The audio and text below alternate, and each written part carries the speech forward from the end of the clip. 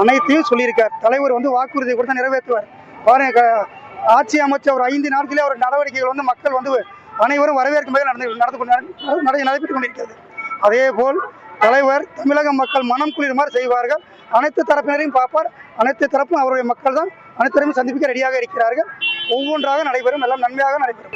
தளபதி மாண்புமிகு விஜய் அண்ணா அவர்களின் உத்தரவின் பேரில் கரூர் நகரம் மற்றும் ஒன்றியம் கரூர் தொகுதிக்குட்பட்ட 22 இடங்களில் இன்று பொதுமக்கள் தாகம் தீர்க்கும் வகையில் நீர்மோர் பந்தல் அமைத்து வழங்கி வருகிறோம்.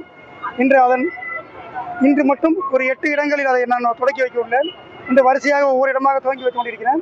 இன்று முதல் கண்டினியூவாக நமக்கு ஒரு ஜூன் 15 வரை ஒரு 20, 40, 45, 60 நாட்களுக்கு தொடர்ச்சியாக இங்கே பொதுமக்களுக்கு தாகம் தீர்க்கும் வகையில் இந்த தண்ணீர் மற்றும் நீர்மோர் வழங்கப்படும் என்பதை தெரிவித்துக் கொள்கிறேன்.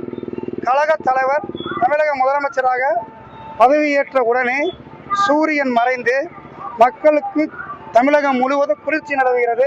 மக்கள் மனமும் குளிர்ந்திருக்கிறது. வரும் காலங்களும் தமிழகம் முழுவதும் தமிழக மக்கள் அனைவரும் நல் வளமும் பெற்று அனைத்து வளங்களும் பெற்று நன்மையுடன் வாழ்வார்கள் என்பதை தெரிவித்துக் கொள்கிறேன். எங்கள் நற்பணிகள் கடந்த 30 ஆண்டு காலமாக ரசிகர் மன்றம் மக்களை போல தொடர்ந்தது போலவே தமிழக வெற்றிக்காக தலைவர் ஆட்சியிலும் தமிழக மக்களுக்கான தேவைகளை பூர்த்தி செய்து எங்களால் முடிந்த நற்பணிகள் தொடர்ந்து நடைபெறும் என்பதை தெரிவித்துக் கொள்கிறேன். இந்த நீர்மோர் பந்தல் 22 இடங்கள் தற்சமயம் நாங்கள் ரெடி பண்ணி அமைத்து கொண்டு வந்து கொண்டிருக்கிறோம். இந்த 22 இடங்களிலும் அந்தந்த ஒன்றிய கழக கிளைக்கழக நிர்வாகிகள் அதை பொறுப்பெடுத்து தொடர்ச்சியாக பொதுமக்களுக்கு தாகம் தீர்க்கும் வகையில் தண்ணீர் ஊற்றி வருவார் என்பதை தெரிவித்துக் கொள்கிறேன். நன்றி, வணக்கம்.